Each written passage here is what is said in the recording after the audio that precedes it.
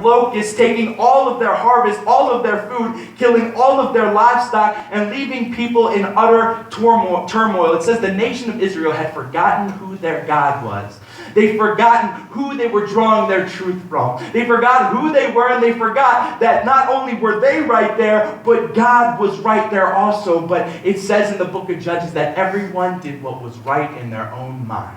And so they started covering themselves by the identity that they were drawing from the world around them. They were the weakest, they were forgotten, they were alone, and they were slaves to Midian.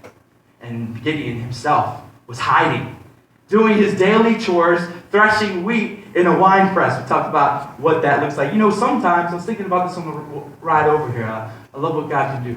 We said that he was threshing wheat in a wine press. Back in the day, you would thresh wheat, which means you were separating the grain from the chaff. And you would do that in an open field where the wind would come through. So you were completely vulnerable. And so you throw up the chaff up in the air. It's lighter than air, and the wind just kind of takes it away, and the grain falls to the ground. You know, sometimes when you're in a pit and you forget what God is and who God is in your life, it's often hard to separate what the world says is true about you and what God says is true about you. And often you'll just be landing in that same place. That's what happens when you're in that pit and you feel like you've forgotten who God is or where He is in your life. It is really hard to separate truth from a lie.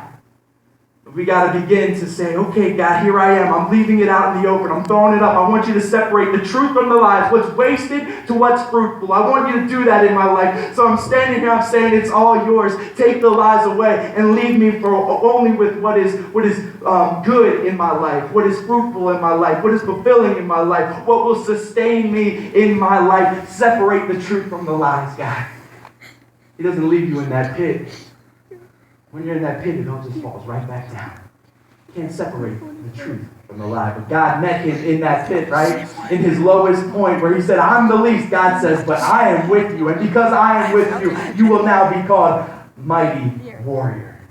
And not only did he know that was his identity in Christ, in God, but it would also be known as his identity among all of the nation of Midian and all the nation of Israel, as actually he leads his people to conquer the nation of Midian with an army of very few, but very mighty men. It's an amazing story.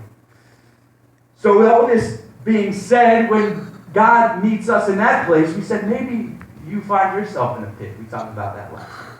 Maybe you're in a pit and you're believing some lies about yourself and who you are based on the world standards, based on what's cheap and what society says you are.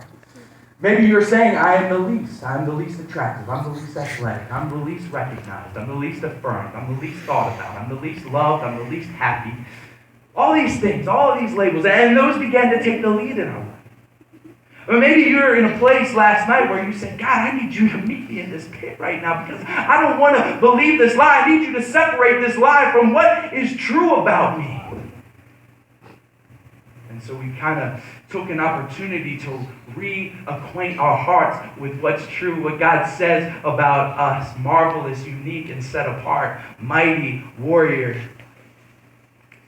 God has so much to say about how precious you are in His sight. And then we said, hey, look, we even said, like, He was even willing to go to a cross to prove how much He loves us, to take our place. He saw all of you. He had His eye on all of you.